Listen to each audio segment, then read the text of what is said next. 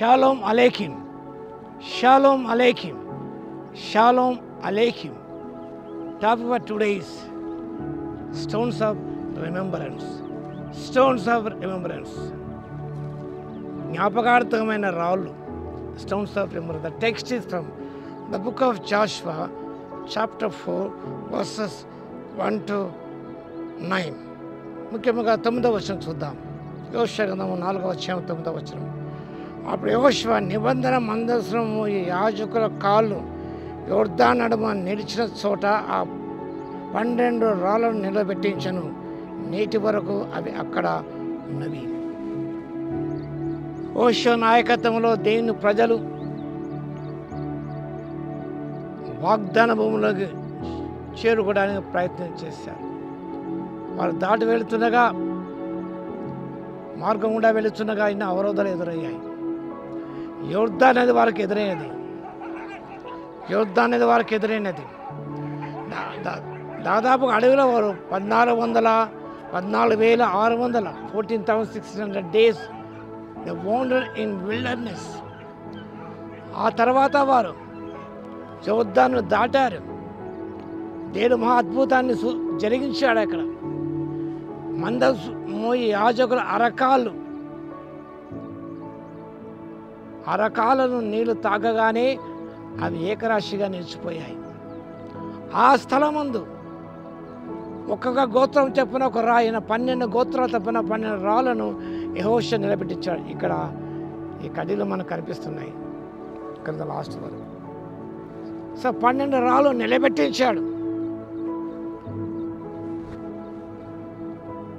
Those stones were a reminder of God's love and miraculous assistance. ఈ 12 రాళ్ళు దేవుని యొక్క ప్రేమకు గుర్తుగా ఉన్నవి. దేవుని యొక్క అద్భుతమైన సహాయానికి గుర్తుగా ఉన్నవి. To remember God's power and mighty acts of God. దేవుని యొక్క శక్తిని, దేవుని యొక్క బలమును ఈ 12 రాళ్ళు సూచిస్తున్నాయి. మీ రెఫరెన్స్ నోట్ చేసుకున్న తర్వాత బైబిల్ చదవండి. Exodus chapter 13 verses 3 to 6, Deuteronomy chapter 27 verses 1 to 8, Joshua 22 verses 9 to 12, the first book of Samuel chapter 7 verse 12. ఇవన్నీ గమనించినప్పుడు దేవుని యొక్క ఆశ్చర్య కార్యం గురించి వ్రాయబడి ఉన్నది. Constant remembrance that Yahweh was a personal, powerful God, worked on behalf of God's people. యెహోవా దేవుడు, ఇశ్రాయేలు యొక్క వ్యక్తిగతమైన దేవుడు, పవర్ఫుల్ గాడ్, ఏ పర్సనల్ గాడ్. ఈ 12 రాళ్ళ గురించి దాదాపు 5 సార్లు వ్రాయబడి ఉన్నది. It exemplifies the unity of the 12 tribes as one nation. ఈ 12 రాళ్ళు కూడా గమనించినప్పుడు 12 గోత్రముల యొక్క ఐక్యతను, ఈ 12 గోత్రం కలిసి the form nation of Israel. ఈనాడు కూడా 12 గోత్రములు విరాజిల్లుతూనే ఉన్నవి. ఈ 12 గోత్రములు, ఈ 12 రాళ్ళు 12 గోత్రముల యొక్క ఐక్యతను ఇశ్రాయేలు యొక్క జనాంగానికి సూచనగా ఉన్నది. ఏదిగా దేవుడు వాడిని పట్ల శ్రద్ధ వహించాడో, ఏదిగా తన వాగ్దాన్ని నెరవేర్చాడో, ఏదిగా వారి ముందు నడుచు విజయమును ఇచ్చాడో, ఇవన్నీ కూడా ఈ రాళ్ళు సూచిస్తున్నాయి. God is faithful. This promises that never failed. రాజుల మొదటి గ్రంథము 8వ అధ్యాయం 56వ వచనం గమనించినప్పుడు దేవుడు చేసే శుభ వాగ్దానంలో ఒక్కటైనా తప్పిపోలేని వాక్యం సెలవిస్తున్నది.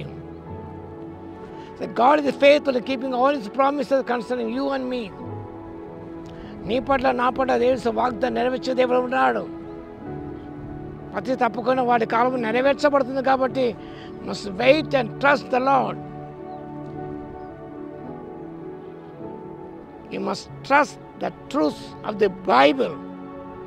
Consider them with strong remembrance. దేవుని సత్యములను కూడా అవి మనకు 12 రాళ్ళ వరకు జ్ఞాపకార్థముగా ఉన్నవి. You have to trust them. How God cares for His people. ఏ రీతిగా తన శక్తిని చూపించాడో, ఆయన మహాత్యం చూడగలిగారో, ఇవన్నీ కూడా వాక్యభావంలో వ్రాయబడి ఉన్నవి. 4వ అధ్యాయం 24వ వచనం. మరి ఎల్లప్పుడూ మీ దేవుని యెహోవా యందు భయభక్తి నిలపాలి.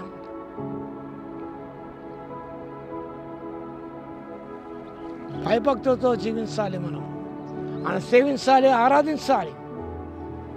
కాబట్టి స్టోన్స్ ఆఫ్ రిమెంబరెన్స్ మన జీవితాల్లో కూడా మన బిడ్డలు ఇవి ఏమిటి అడిగినప్పుడు వారు మనం చెప్పాలి. ఈ 12 రాళ్ళు దేని గుర్తుగా ఉన్నవి?